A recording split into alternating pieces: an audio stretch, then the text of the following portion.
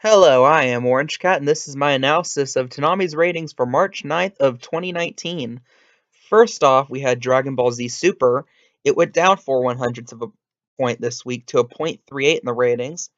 It's a drop, but it's still a very solid rating and something that bodes very well for Toonami in the near future, especially with the ramping up of the Tournament of Power. And then you have Boruto. It went down 0.05 of a point this week to a .26. Again, a drop, but still a very solid rating from Boruto. And then following up, you have My Hero Academia, which dropped 0.03 to a .26. An amazing number, actually, considering it basically virtually holds completely from Boruto. And it's very promising considering My Hero Academia has entered the third season, which many people believe to be the best arc in the entire show. So let's see if it builds up, and maybe, hey, maybe it actually ends up building on Boruto someday soon. And let's just see about that in the future. Then you have Sword Art Online, which has been on a wild roller coaster in its ratings so far. It goes down 700 to a .21. Pretty interesting considering it debuted around a .18, went up to like a point, almost to a .3, back down to a .16, up to a .28, and then down to a .21. Albeit most of the other shows have seen some form of changeover like that in the ratings from week to week to week, but it's been it's just so wild in particular for Sword Art Online, which swings nearly a tenth of a point nearly every week when some of these shows usually just go up and down a couple or a few hundredths of a point. But it's on the losing side this week, down to .21, albeit that's still a very solid rating. I believe it's still pulling in slightly better with Mob Psycho 100 was actually pulling in that slot, which was the previous show on that slot before Sword Art Online. Then you have Megalobox right afterwards. Went down only 0.02 of a point to 2.20. Solid rating. Megalobox really ramping up, getting to the end of that show. And it'd be interesting to see how Toonami replaces that show when it ends. I believe in 2 or 3 weeks. I'm not 100% sure on that. Then you have Diamond is Unbreakable, also down only 200 to a .19, considering some of the losses that the shows earlier in the block had. This is not that bad at all, and the .19 it's pulling in now is better than the .11, .12 is frequently pulling in before this most recent schedule change. Then you have Black Clover down 300 to .17, which again, solid rating for, well, this time 3 in the morning because we had daylight savings this week. So 2, 3 a.m. depends on how you look at it. But officially a 3 a.m. start time to a .17. You can't really ask for too much better. Anticipate too much better. Still a solid number. They have Hunter x Hunter down only to 100, so it gets spared a massive drop here, but it's a .14, which, if you give it the context that it's really getting to the end of the Chimera Ant arc, which again is an arc that's generally well loved by the fan base. That might be a bit of a controversial statement, but again, it was a solid episode this week, at least in my opinion. But a .14 gotta be a bit disappointing. Like I said, towards the end of the arc, things actually getting some degree of action now. Because, dear God, most of this arc's had no action whatsoever. And then you have Naruto down 200 to .14, which means it tied, again, tied Hunter x Hunter in terms of the demographic. It depends on what you use as a tiebreaker. Since, at least right now, I can't see what the 18 to 49 total viewers were, but I can see the ultimate total viewers, and for that, for the Naruto, is 10,000 more viewers more than Hunter x Hunter. So I can almost presume right here that Naruto again built on Hunter x Hunter, albeit by a very slim margin. But again, it's because of that loyal fan base. Naruto fans, I've said this every single week. Naruto fans will go watch the show at, well, in this case, 4 in the morning. They're that devout. They're gonna follow it, and it's a very steady show having the black on the block. And yeah, that was the last quote unquote premiere of the night because you have the rerun of Attack on Titan wrapping things up at a .12 for a rerun that's not bad ratings at all. But yeah, just more of a general look at how the block did this week. Again, it was a very solid rating tonight for the block. It was overall lower than last week, of course. But again, you're getting very good numbers here considering, heck, last summer we were begging for these numbers, especially to have the front end of the block. Let me count here. You get 1, 2, 3, 4, 5 shows at a .2 or better. If you look back in like October, there were a couple times we had like one show that we got point 0.2, and that was Dragon Ball Super, and it was only getting like a 0.20, 0.21. Now it's getting double that.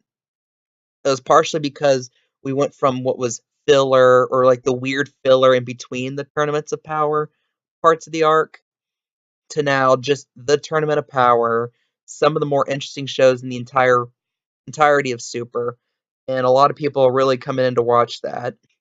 My Hero Academia, many people complain that the first two or so seasons, especially the first season, are very slow. And a lot of these people, when they heard that, hey, we're in season 3 now, which is one of the more recent seasons, and we've gotten past that first episode, which is pure look back at the past episode.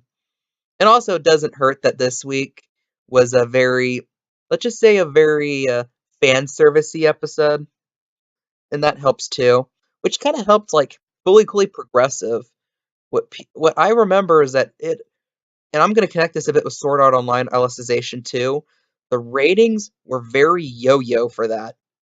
For progressive, you started at a 0.29, then it like went down to a 0.19, and everyone was hitting the panic button.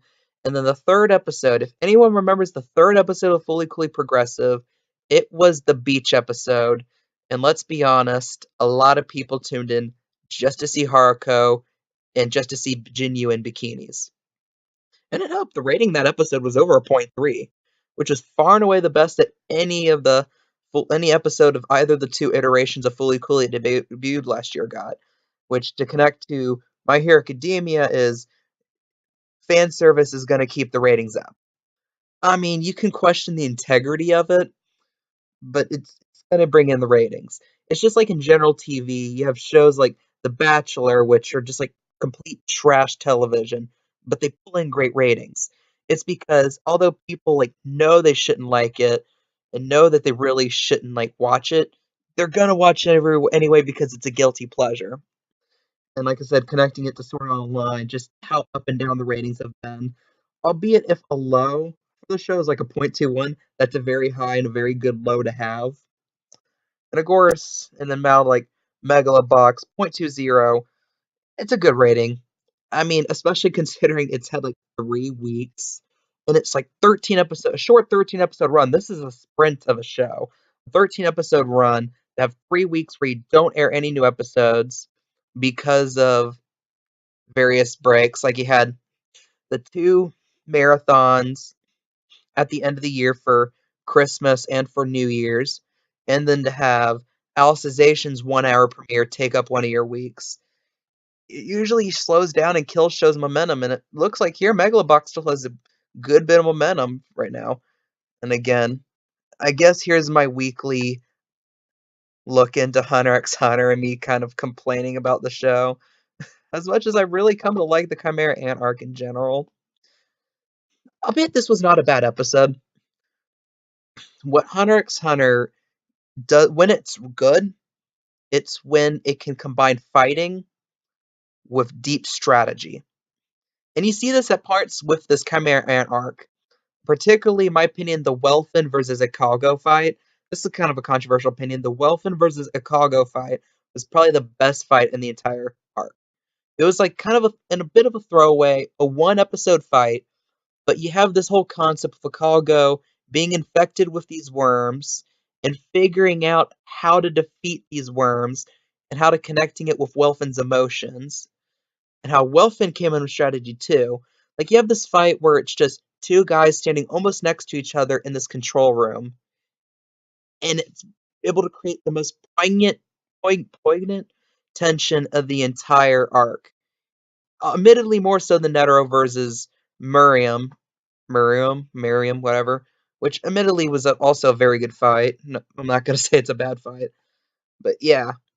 But at the same time, and about this, you kind of had this kind of return again, especially with Palm explaining her strategy to Okago about why she thought they were safe and why they thought they were okay.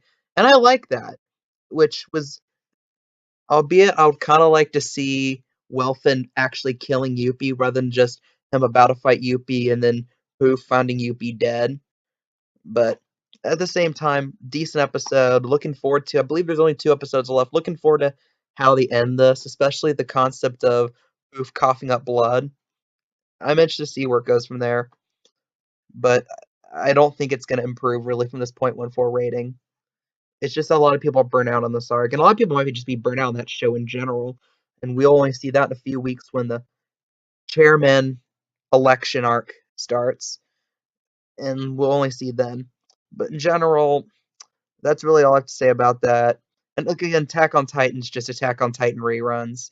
I'm kind of hoping they don't like rerun season 3 again.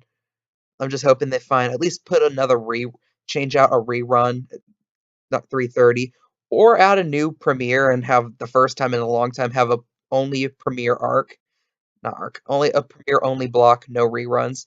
And I'll be interesting to see what Toonami decides to do. And that's really all I have to say about that.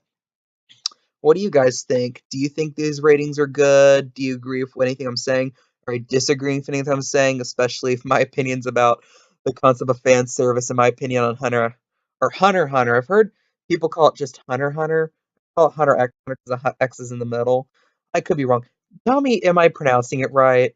I'm sounding like a raging idiot if I'm not. I don't want to look like a complete idiot. So tell me below, is it Hunter X Hunter or Hunter Hunter? What's your opinion on fan service?